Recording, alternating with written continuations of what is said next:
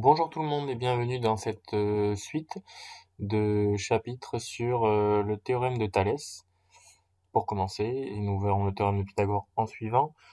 Nous avions vu la dernière fois, nous avons fait un exemple où on calculait les différents rapports que l'on avait trouvés AM sur AB, AN sur AC et MN sur BC, donc que l'on a mis ici.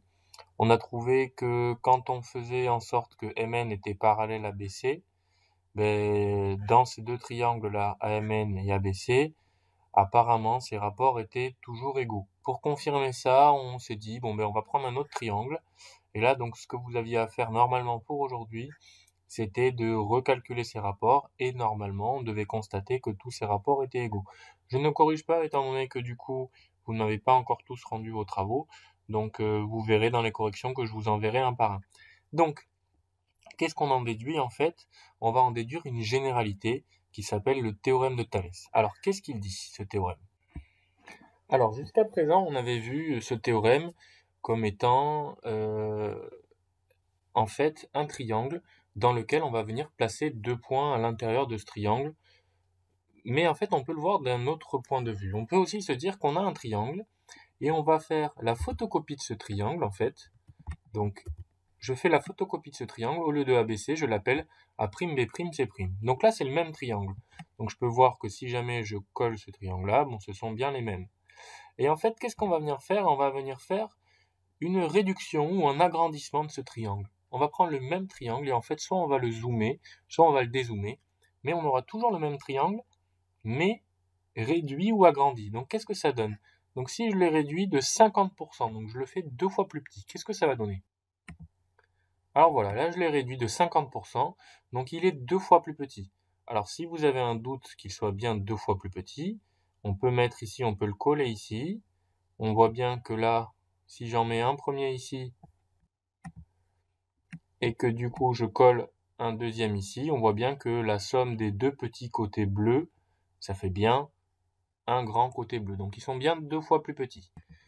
Alors qu'est-ce qu'il va dire au final ce théorème? Il va dire que si on prend un triangle, deux triangles, on va dire, dont un est la réduction ou l'agrandissement de l'autre, si on vient placer un des sommets du triangle à celui qui lui ressemble, donc je vais pas mettre A prime à côté de B, je vais mettre soit A prime collé à A, soit C prime collé à C, soit B prime collé à B. Et qu'est-ce qui se passe? Si je mets B prime collé à B, qu'est-ce qu'on constate? On constate qu'on a un triangle qui est la réduction de l'autre, on met l'un à l'intérieur de l'autre, et qu'est-ce qu'on constate? Que au final, le troisième côté, là, celui qui n'est pas collé à ses copains, en fait, qu'est-ce qu'il est? Il est parallèle au troisième. Voilà, c'est juste ça. Et étant donné que c'est là que le petit triangle est la réduction du grand triangle, en fait, on peut écrire une petite relation qui permet de passer de la longueur du petit triangle à la longueur du grand triangle. Et donc cette petite relation, ça serait quoi? En fait, on sait que pour trouver AB, qui est le grand côté, qu'est-ce qu'il faudrait faire? Il faudrait faire deux fois le petit côté, deux fois A'B', par exemple. On sait que pour trouver la longueur du côté BC, le grand, qu'est-ce qu'il faut faire? Il faut faire deux fois B'C'. On est d'accord? Si le petit triangle est deux fois plus petit que le grand, il faut multiplier sa longueur par deux pour obtenir celle du grand. Et pareil pour AC, pour trouver AC, il faudrait faire deux fois, c'est toujours le même coefficient, deux fois le petit côté qui lui ressemble, le petit côté vert. A'C'. Voilà. Et en fait, quand on écrit ça, on se rappelle qu'on peut, à l'aide d'une multiplication, retomber sur ses pattes avec un rapport, une division. Mais ici, là, si on a envie d'écrire un rapport, ça serait AB divisé par A'B', puisque là, il y a une multiplication. Si je passe A'B' de l'autre côté, ça fait une division. Et en fait, on se retrouve avec AB sur A'B' égale 2. On se retrouve aussi, je vais mettre pause pour faire l'autre. Voilà, on se retrouve avec tous ces rapports-là égaux à 2. Donc en fait, c'est quoi? C'est AB sur A'B' qui est égal à 2, BC sur B'C' qui est égal à 2, et AC sur A'C' qui est égal à 2. Et à chaque fois, qu'est-ce qu'on a fait? On a fait la division du grand triangle sur le petit triangle. Voilà, donc on a toujours gardé le même ordre. Si on regarde bien, on a toujours le grand triangle divisé par le petit, AB divisé par A'B', le grand triangle divisé par le petit, etc. Et du coup, on obtient ce qu'on avait dit la dernière fois, ce qu'on avait conclu la dernière fois, c'est-à-dire ça, que ces trois rapports-là sont bien égaux. Voilà. Et dans quelles conditions ces rapports sont bien égaux? Ben, dans les conditions où le petit triangle est une réduction ou un agrandissement du grand triangle. Voilà, c'est tout. Et si c'est une réduction, ben, ça veut dire que du coup, ce côté-là, il est forcément parallèle à celui-là. Voilà. En gros, le théorème de Thalès est une vision un peu différente de agrandissement, réduction d'un triangle. Voilà. Alors, donc si je reviens à mon dessin de base, ici, en fait, il faut juste visualiser donc toutes les différentes formes possibles qui vont pouvoir nous être données. C'est si jamais je colle B' à B ici, ben en fait on a bien notre triangle ABC avec A' et C' qui appartiennent aux deux autres côtés, et A'C' qui doit être parallèle pour que le théorème de Thalès s'applique. Mais je peux aussi mettre ce triangle ici, et là cette fois-ci c'est B'C' qui est parallèle à BC. Je peux aussi le mettre ici, et là c'est A'B' qui est parallèle à AB. Et autre vision des choses aussi, je peux aussi le mettre dans une autre configuration qu'on va appeler la forme papillon, vous allez comprendre pourquoi. Voilà, donc si je mets, c'est le même triangle que tout à l'heure, sauf que je l'ai retourné dans l'autre sens, donc vous voyez, hop. Et si je colle C' à C, hop, on se retrouve bien donc avec, pareil, un triangle plus petit que l'autre, avec cette fois-ci donc toujours le côté bleu parallèle à l'autre côté bleu qui est de l'autre côté. Voilà. Et on constate bien là que cette fois-ci, le côté qui ressemble à BC, il n'est pas du même côté que BC, mais il est de l'autre côté, c'est le côté rouge. Et le côté qui ressemble à AC, c'est A'C', c'est le côté vert, il est de ce côté-là. Donc en fait, il faudra se fier à cette droite-là et cette droite-là. On passe à l'application, je pense que ça va être plus simple pour vous quand on appliquera tout ça. Allez, on y va. Allez, donc c'est parti. Conclusion donc de l'activité qu'on vient de faire avant, le théorème de Thalès. Soit deux droites, donc on va revoir tout ça dans l'autre sens, soit deux droites D et D', séquentes au point A. Donc ces deux droites, elles sont visibles ici. Voilà, donc D en jaune, D' en vert. Donc elles construisent le début des deux triangles. Elles sont séquentes au point A que j'ai marqué ici. Donc, hop. Soit B et M, deux points de D, C et N, deux points de D'. Alors, donc là j'ai marqué D et D'. Donc B et M appartiennent à D. Donc je vais mettre B ici, M ici, et C et N, deux points de D'. Donc C et N. Tous distincts de A, ça veut dire que B, il n'est pas ici. Ok. Et tel que les points A, M, B et A, N, C soient alignés dans le même ordre. C'est-à-dire que si je dis A, B, M, je vais dire A, C, N et je vais les écrire dans ce sens-là et je vais aussi les marquer dans ce sens-là sur mon schéma. Je dis pas A, N, C. C'est juste pour qu'on ait tous le même graphique. Si les droites BC et MN sont parallèles, BC et MN, mais qu'est-ce que ça veut dire? Ça veut dire ce qu'on a dit là tout à l'heure. Ça veut dire que le triangle ABC, c'est une réduction du triangle AMN, mais du coup, ça veut dire que tous ces rapports-là sont égaux. Et donc, si c'est le cas, si ces deux droites sont parallèles, qu'est-ce qu'on peut dire? On peut dire que AM sur AB, donc AM, c'est le grand côté qui est sur la droite jaune, et AB, c'est le côté qui est sur la droite jaune aussi, qui ressemble à AM, mais qui est un peu plus petit ou un peu plus grand. Donc là, si on fait AM sur AB, AM est plus grand que AB, donc on est parti pour faire grand triangle sur petit triangle. Donc à partir du moment où on décide de faire grand triangle sur petit triangle, on ne change pas d'ordre. On ne va pas venir faire du coup AC sur AN. On va faire grand triangle AN sur AC. Donc on constate que AM sur AB est égal à AN sur AC, grand triangle sur petit triangle, est égal à, les deux autres côtés c'est le rose et le orange, donc grand triangle toujours, le plus grand des deux c'est MN sur BC. Voilà. Donc vous constatez, on a toujours fait le plus grand divisé par le plus petit. Alors si vous voulez un moyen pour ne pas vous tromper en faisant ça, vous pouvez écrire comme ça. Je vais le faire autrement. Voilà, donc quand vous écrivez vos égalités, n'ayez pas peur de faire un truc pour vous qui puisse vous aider. C'est-à-dire que quand c'est le grand côté, vous l'écrivez en grand, et quand c'est le plus petit, vous l'écrivez en plus petit. Et en fait, le but du jeu, c'est quoi? C'est que vous ayez tous les grands en haut, tous les petits en bas, ou tous les petits en haut et tous les grands en bas, peu importe.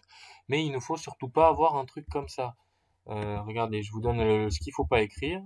Imaginez vous vous trompez, et du coup là, vous venez écrire BC sur MN. Donc BC, vous regardez, c'est bien le plus petit. Sur MN, c'est le plus grand.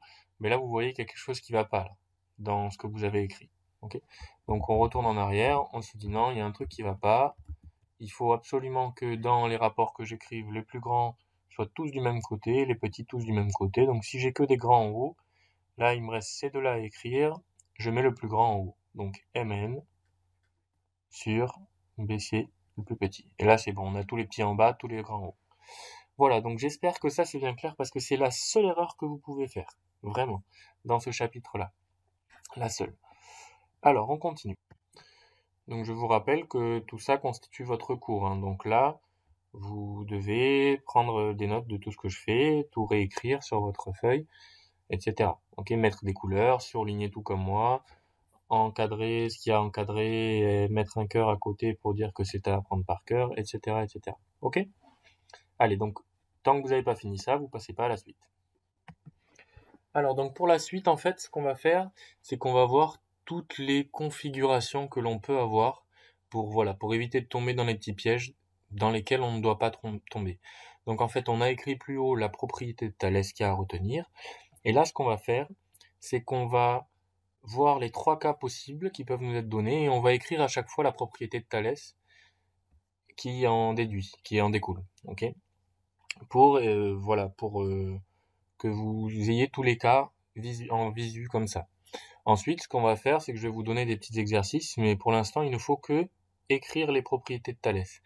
Et par la suite, tout ça, ça va nous servir à quoi? Ça va nous servir ensuite à venir calculer une longueur dans un triangle qu'on ne connaît pas. Donc sur un terrain, par exemple, si vous avez un terrain qui est de forme triangulaire et que vous avez deux haies qui sont parallèles, là, du coup, vous pouvez faire des mesures. Et si jamais vous avez une mesure qui vous manque, vous pouvez venir retrouver une mesure à l'aide des autres en utilisant le théorème de Thalès. Bon bref. Donc ceci étant juste pour répondre à tous les élèves qui demandent judicieusement, ils ont le droit bien sûr, à quoi ça sert. Alors ensuite, donc si jamais je prends ce triangle, on va considérer le triangle bleu comme s'appelant toujours ABC. Voilà.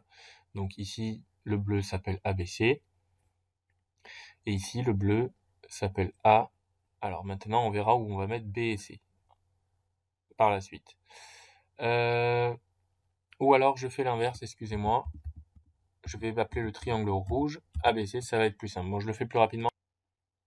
Voilà, donc c'était juste un petit souci de détail pour que sur le dernier schéma, ce soit le triangle ABC qui soit à l'endroit. Voilà, donc en fait, du coup, dans le triangle rouge ABC, on vient mettre ici un triangle bleu. Ici, je vais appeler ce point M et ce point N.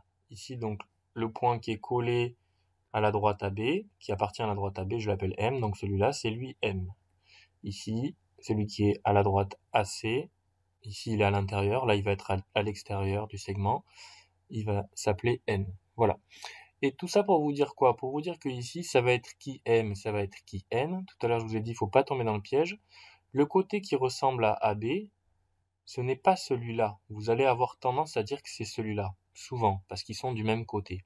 Mais si vous regardez bien, la droite AB, elle est là. Celui qui lui ressemble, c'est celui-là. Si vous regardez bien les angles, cet angle-là, il ressemble plus à celui-là qu'à celui-là. Cet angle-là ressemble à celui-là. Okay. Donc ici, AB, il porte le point M. Donc là, AB, il va porter le point M ici. AC porte le point N. Donc le point N, il va être là. Voilà. Donc ça, cette forme papillon-là, elle va vous embrouiller parce que quand vous allez faire les rapports, vous allez avoir tendance à faire AB sur AN au lieu de faire AB sur AM. qui est la bonne solution. Donc pour pas tomber dans ce piège, qu'est-ce que vous faites? Vous prenez un stabilo et comme tout à l'heure, vous stabilotez D1 ou D et vous stabilotez d'une autre couleur, ici D' ou D2 comme vous voulez les appeler. Voilà. Et là vous voyez bien que ici c'est une droite, ici c'est une droite et on s'occupe de AB et de AM en même temps, ensuite de AC et de AN en même temps. Voilà, donc on écrit les relations de Thalès pour chacun de ces triangles. Donc là, on commence petit triangle sur grand triangle, comme on veut. Donc, petit triangle AM sur AB. Voilà. Est égal à... Alors, on a bien précisé que les droites BC et MN sont parallèles. Hein. Donc, c'était juste un petit détail que j'ai oublié de mentionner, qui est très important. Sinon, on n'a pas le droit d'écrire ça. AM, petit triangle sur AB. Alors, je vais le faire comme je vous ai dit. On va le faire écrit, petit, grand. Comme ça, vous allez essayer de... Donc, AM en petit, puisque c'est le petit, sur AB en un peu plus grand, puisque c'est le plus grand, est égal à AN sur AC, le petit AN sur AC, est égal à... Alors du coup, ici, j'ai une petite technique, c'est que je cache ici les deux points qui se ressemblent, c'est les A, il reste MN. Donc, vous pouvez peut-être pas obligé d'écrire dessus. Hein. Alors pardon, j'ai oublié de l'écrire en petit. Est-ce que MN est bien petit? Oui. MN, c'est bien le plus petit sur... Ici, je cache les deux points qui se ressemblent, le sommet commun, il reste BC. Donc sur BC. Donc vous pouvez juste cacher avec vos doigts. Ici, il est A, il reste BC. Ça fait BC. Est-ce que j'ai bien tous les petits en haut et tous les grands en bas? Oui. Donc c'est bon, je me suis pas trompé. Voilà, pour celui-là, du coup, c'est exactement la même chose. Je peux même garder ça pour lui. Pourquoi? Parce que là, en fait, c'est juste qu'au lieu d'écrire AM sur AB avec AM plus petit, ben, je peux écrire AM en grand sur AB en tout petit. Est égal à AN, qui est le grand, sur, sur AC, qui est le petit, qui est égal à MN, du coup, le grand, toujours, sur BC, en petit, le plus petit. Voilà. Et pour celui-là, c'est exactement la même chose. On a AB sur AM. Alors là, c'est moins évident de voir qui est le grand, qui est le petit. Donc le rouge, c'est le plus grand. Donc je choisis AM sur AB. Donc j'écris le petit sur AB, le grand, qui est égal à AN sur AC. Donc AN, c'est bien le plus petit. Qui est égal à MN, le petit, sur BC. Voilà, et on vérifie à chaque fois qu'on a bien tous les petits en bas, tous les grands en haut. Alors, si on n'a pas envie d'écrire en petit ou en grand, parce qu'en plus là, visuellement, c'est moins flagrant que tout à l'heure, on peut écrire en rouge et en bleu et vérifier qu'on a tous les rouges en haut et tous les bleus en bas ou vice-versa. Voilà, c'est comme on veut. Donc, petite précision, je récapitule. En gros, quand on a deux triangles qui se ressemblent comme ça et qui ont un sommet en commun, B, du coup, ça veut dire que les droites MN, BC, ici, dans ce cas-là, sont parallèles. Donc, en fait, on peut écrire ces rapports-là. Ces trois rapports différents. Hop, je sépare. On peut écrire ces trois rapports différents pour ensuite venir calculer certaines longueurs. Pour l'instant, on ne va pas calculer, mais on va juste essayer d'écrire ces rapports sans se tromper. Ces rapports, ils sont justes que si les droites BC et MN, dans ce cas-là, sont parallèles. Donc maintenant, ce que je vous demande de faire, c'est petit exercice d'application. Donc là, oui, j'avais mis, on utilisera le produit en croix pour calculer des longueurs. Mais pour l'instant, vous n'allez pas calculer des longueurs. Pour l'instant, vous avez cet exercice où vous avez 1, 2, 3 configurations différentes. Et je vous demande de venir relier. Donc là, vous recopiez ça. Vous n'êtes pas obligé de tout faire à la règle bien.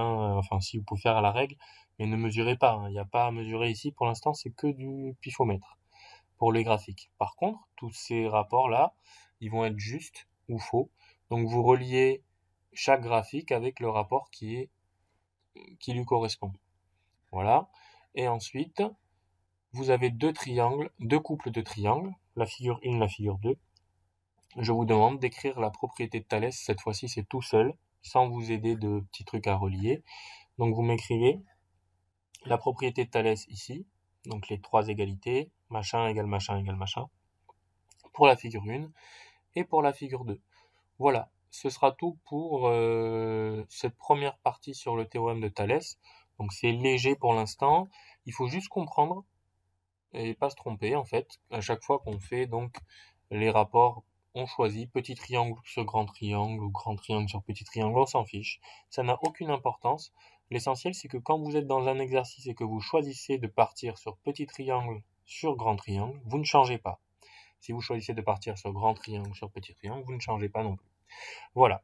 Encore une fois, donc j'espère que tout va bien pour vous toutes et vous tous. Et voilà, j'espère qu'on aura quand même l'occasion de se voir avant cette fin d'année, mais bon, on ne sait pas pour l'instant. Donc voilà, vous avez tous mon bonjour et j'espère que tout se passe bien encore une fois. Et à très bientôt. Au revoir.